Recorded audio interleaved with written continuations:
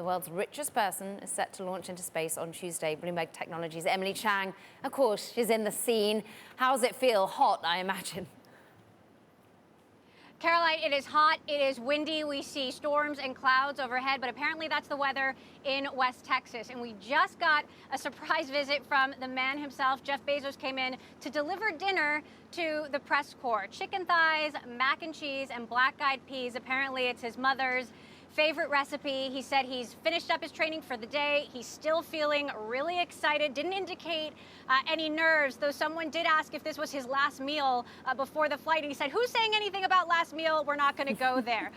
So it seems like all systems go here from everything we've heard from the company executives, from the engineers, from the people on the ground. This rocket is taking off tomorrow if everything looks good. Behind me is where the rocket is being stored in the shed they call the barn here. And then about a mile beyond that is the launch pad. That is where the rocket will be taking off. Jeff Bezos and 3 crew members, his brother, Wally Funk, and Oliver Damon, will load into that crew capsule. It'll take off vertically, and then at some point midway into that flight, the capsule will separate from the rocket. They'll both continue into space past the Kármán line, which is the international space boundary, and all of them will experience 3 to 4 minutes of weightlessness. The booster will come back to Earth first, then the capsule will descend after it with parachutes, land hopefully safely in a cloud of dust.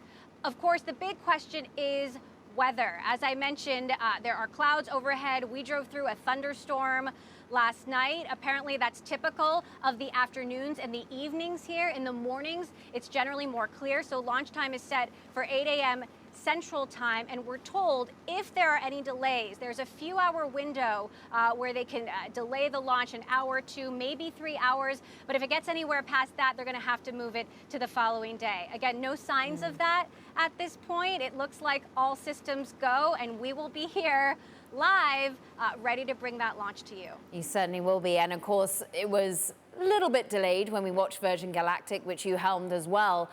Talk to us about the journey of Jeff Bezos, of Blue Origin getting here, the amount of money spent. Of course, we've taken a lot of time to talk about the race in the last couple of weeks, but this has been a long time coming.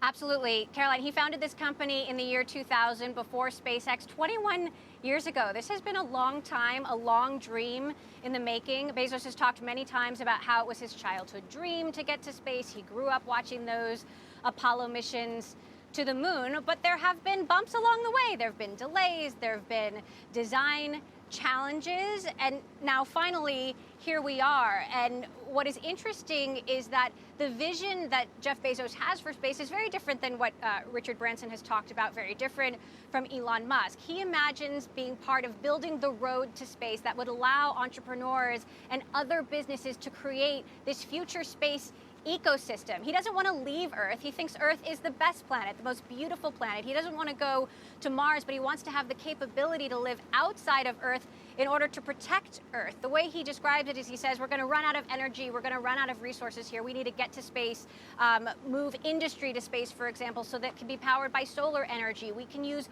water from the moon and turn that into rocket fuel to keep our missions going around and around. So that is very much his vision. Richard Branson, of course, is focused more on space tourism. Elon Musk has talked a lot about getting to Mars, colonizing Mars. So that is where Jeff Bezos imagines Blue Origin fits into the piece of the pie. But it'll be interesting to see whether or not his journey up and down changes him or that vision in any way.